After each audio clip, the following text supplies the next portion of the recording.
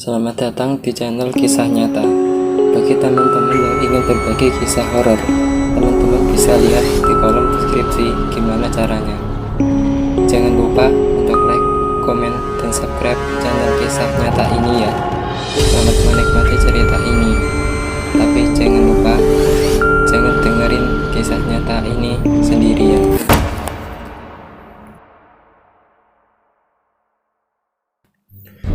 Perkenalkan, namaku Karin.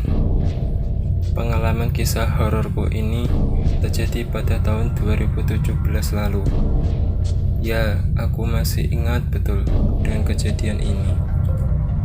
Pada hari itu, tepat di hari Jumat, aku pergi belajar kelompok di rumah temanku. Sebut saja namanya Friska. Kita belajar kelompoknya hanya berdua saja, aku dan Friska. Di sebelah barat rumah Friska ada sebuah rumah kosong yang sangat besar. Bagian depan rumah sudah hancur, jadi yang ada di dalam bisa kelihatan. Pada saat aku mau pulang setelah belajar kelompok, aku diantar Friska pulang ke rumah. Kami lewat depan rumah kosong itu. Aku menoleh ke rumah besar itu. Aku melihat ada kursi yang bergerak-gerak sendiri, seperti di film horor-horor gitu. Lalu aku bilang ke Friska, Fris, kursinya gerak-gerak sendiri. Friska menjawab, oh, itu sih udah biasa. Maksudnya gimana? Ya, itu udah lama. Emang gerak-gerak sendiri pas hari Jumat. Aku pun hanya diam. Karena penasaran, aku mengajak Friska pergi ke rumah kosong itu. Ayo Fris, kita ke sana. Aku penasaran. Akhirnya kami pun berjalan. Saat kami menginjak tanah di halaman rumah itu, tiba-tiba ada angin datang. Anginnya agak kencang, dan aku lihat pohon-pohon di sekitarnya seperti pohon yang mau tumbang. Pas aku lihat ke arah rumah Friska, tak ada satupun pohon yang bergerak. Padahal anginnya agak kencang. Kami pun terus melangkah masuk. Aku lihat kursi yang awalnya di pojok sekarang ada di tengah-tengah. Aku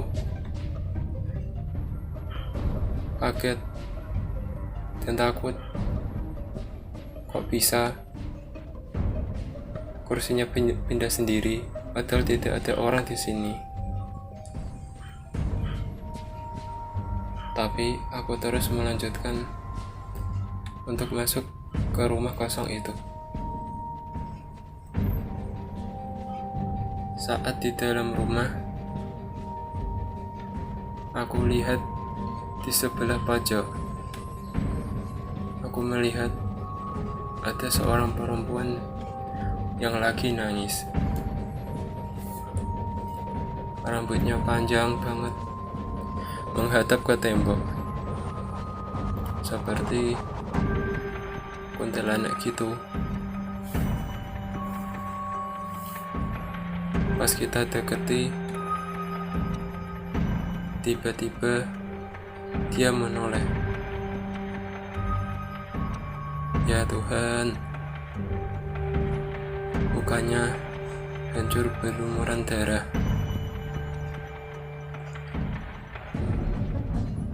Kami pun takut dan kaget.